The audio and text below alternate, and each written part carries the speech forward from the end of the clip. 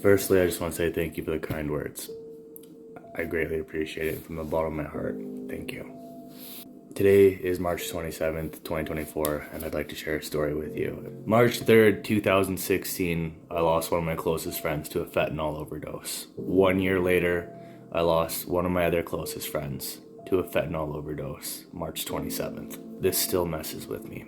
March 2nd of 2016, I received a phone call from my friend asking if I could spot him some money until payday. I was negative. I was negative in my bank account. Like, I didn't even have money. If I wanted to throw him some cash, I couldn't. Fast forward, March 3rd, I don't hear from him in the morning. I don't hear from him all afternoon. And then I hear from his family that he passed away from a fentanyl overdose. My whole world went from one way and it was flipped upside down. And it was in complete shambles at the time. For weeks and months after his passing, everything that led up to that and that entire week was in my head on replay. And I couldn't stop living it. I thought, maybe if I would have done this, if I would have done that, how did I not see this? How was I not aware of this? And I was so fucking hard on myself. For a while, it really messed me up, and it got to the point where I needed help. And I reached out. I went and saw a doctor, and I was assessed, and I was given a prescription. I was given antidepressants, sleeping pills, and Ativan when I was in a very dark low. And I mean a very dark low. My prescription for Ativan, I was told to take it whenever I felt anxiety, I was overwhelmed or stressed. I was taking 14 Ativan a day. Fast forward, I ended up going into a blacked out, unconscious state. I wasn't aware, I wasn't even there when this event happened. I'm a scaffolder by trade.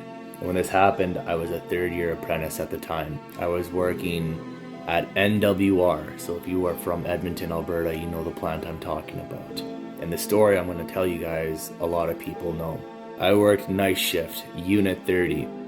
We had a lightning stand down, and I climbed to the top of the fin fans in Unit 30, and I almost jumped off the handrails at the top of the fin fans.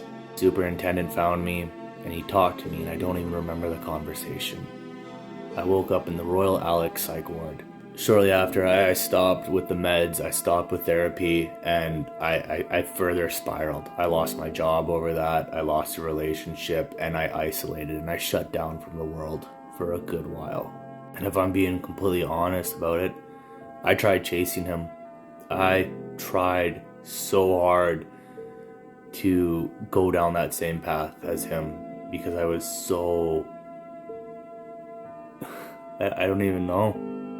Like, the only way I can describe it is when you lose someone that close to you, a brother or a sister or a friend, whoever it may be, and your whole world is flipped upside down and you don't have that support, you don't have that person to go to anymore. It is just life-changing in the worst possible way.